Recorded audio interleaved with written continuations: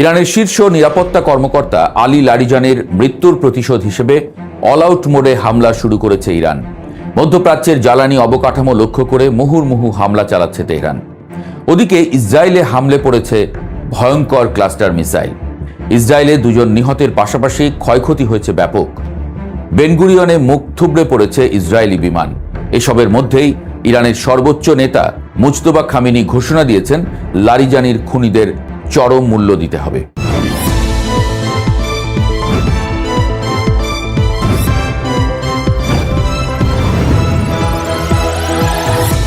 Iran নতি স্বীকার করবে না একথা আগেই জানা গিয়েছিল।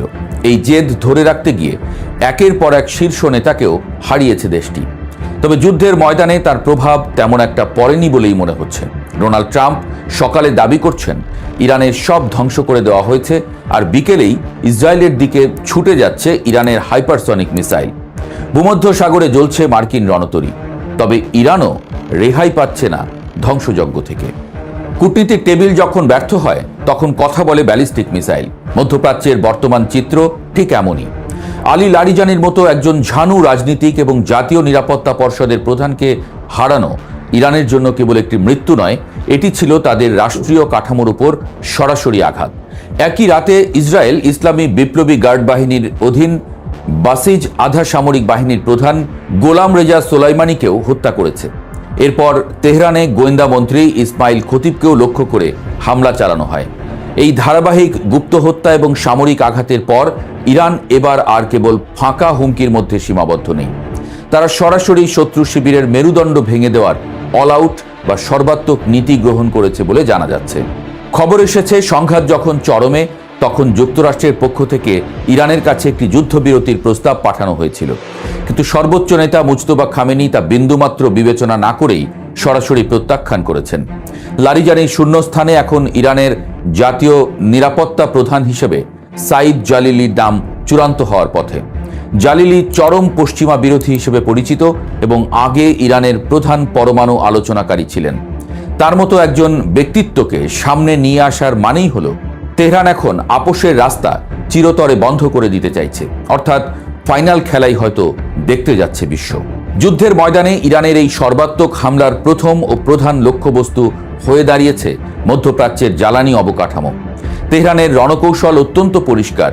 যদি ইরানের গ্যাস এবং জ্বালানি অবকাঠামোতে হামলা চালানো হয় তবে তা পুরো উপসাগরীয় অঞ্চলের জ্বালানি সরবরাহ ব্যবস্থা তারা লণ্ডভণ্ড করে দেবে।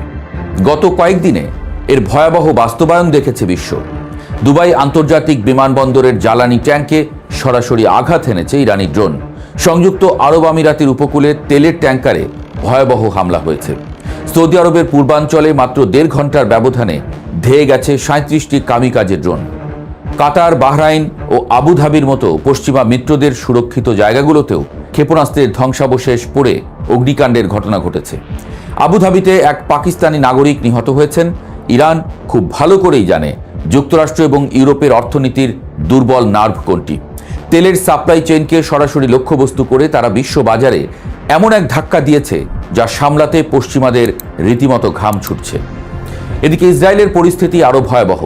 এতদিন আয়রন ডোম বা অ্যারো সিস্টেম দিয়ে ইরানকে ঠেকিয়ে রাখার যে প্রযুক্তিগত দম্ভ তেল আবিব দেখিয়ে আসছিল তা কয়েক দিনের হামলায় আক্ষরিক অর্থেই মুখ থুবড়ে পড়েছে।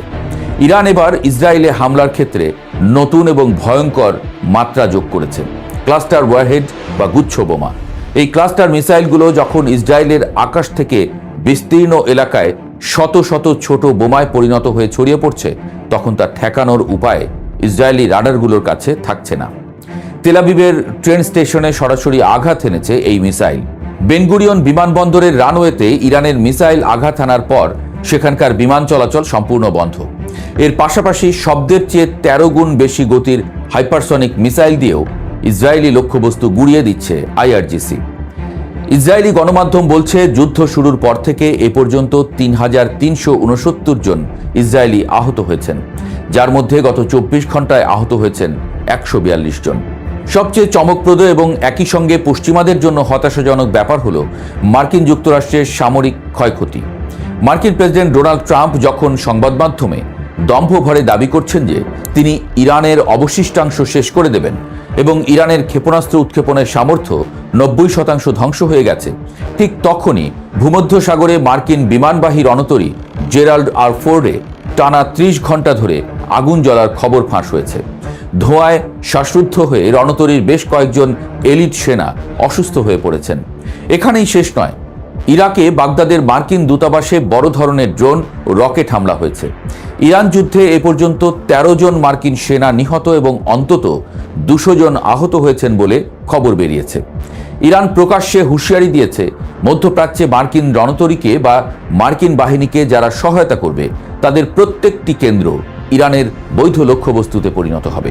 এই চরম মুহূর্তে এসে ট্রাম্প প্রশাসন আন্তর্জাতিক অঙ্গনেও কিছুটা একঘরে হয়ে পড়েছে। ট্রাম্প আশা করেছিলেন যুক্তরাজ্য, ফ্রান্স বা জার্মানি ন্যাটোর দোহাই দিয়ে তাকে এই যুদ্ধে সরাসরি সামরিক সহায়তা দেবে, কিন্তু পশ্চিমা মিত্ররা এবার পিছটান দিয়েছে। ব্রিটিশ প্রধানমন্ত্রী কিয়ার স্টারমার পরিষ্কার জানিয়ে দিয়েছেন, মধ্যপ্রাচ্যের এই বিস্তৃত যুদ্ধে যুক্তরাজ্য কোনোভাবে জড়াবে না। জার্মানিও ট্রাম্পের ডাকে সরাসরি না বলে দিয়েছে। ফরাসি প্রেসিডেন্ট ইমানুয়েল ম্যাক্রো উল্টো সতর্ক করে বলেছেন, এই অনিয়ন্ত্রিত উত্তেজনা পুরো অঞ্চলকে বিশৃঙ্খলার দিকে ঠেলে দিচ্ছে। মিত্র ব্রিটেনের এমন নির্লিপ্ত ভূমিকায় ট্রাম্প ক্ষুব্ধ এবং বিস্মিত হয়েছেন, কিন্তু তাতে যুদ্ধক্ষেত্রে কোনো পরিবর্তন আসছে না। আন্তর্জাতিক মেরুকরণে ইরানের পাল্লা ভারী করছে রাশিয়া। মস্কো আনুষ্ঠানিকভাবে আলী লারিজানি হত্যার তীব্র নিন্দা জানিয়েছে। ক্রেমলিন এই হত্যাকাণ্ডকে আন্তর্জাতিক আইনের চরম লঙ্ঘন হিসেবে বর্ণনা করেছে। রাশিয়ার এই প্রকাশ্য কূটনৈতিক সমর্থন ইরানকে মানসিকভাবে অনেকটা চাঙ্গা করেছে। পর্দার আড়ালে রাশিয়া ইরানকে গোয়েন্দা তথ্য বা রাডার জ্যামিং প্রযুক্তি দিয়ে সহায়তা করছে কিনা তা নিয়ে পেন্টাগনের ঘুম হারাম হওয়ার জোগাড়। পুরো মধ্যপ্রাচ্য এখন বারুদের স্তূপে পরিণত হয়েছে। ইসরায়েল ভাবছে সামরিক শ্রেষ্ঠত্ব দিয়ে তারা ইরানকে পিষে ফেলবে, আর ইরান ক্লাস্টার এবং হাইপারসনিক মিসাইলের বৃষ্টি ঝরিয়ে প্রমাণ করছে তারা ইসরায়েলকে যে কোনো মুহূর্তে অচল করে দিতে পারে। এই দুই শক্তির সরাসরি সংঘাতে পিষ্ট হচ্ছে সাধারণ মানুষ। লেবানন সীমান্ত দিয়ে হিজবুল্লাহ ইসরায়েলি সেনাদের উপর রকেট হামলা বহুগুণ বাড়িয়েছে। অন্যদিকে জাতিসংঘে বিশ্ব খাদ্য কর্মসূচি এক ভয়াবহ সতর্কতা জারি করে বলেছে, এই যুদ্ধের কারণে আগামী জুনের মধ্যে মধ্যপ্রাচ্যের 4.5 কোটি মানুষ তীব্র ক্ষুধার ঝুঁকিতে পড়তে যাচ্ছে। আলী লারিজানি বা সোলাইমানির হত্যাকাণ্ড কোনো সাধারণ অপারেশন ছিল না, এটি ছিল যেন একটি সুপ্ত আগ্নেয়গিরির মুখে বিস্ফোরণ ঘটানো। ফলে মুস্তফা খামেনির সেই চরম মূল্য আদায়ের হুঙ্কার এখন নিছক কোনো রাজনৈতিক বুলি নয়, এটি নিখুঁত সামরিক অ্যাকশনে পরিণত হয়েছে।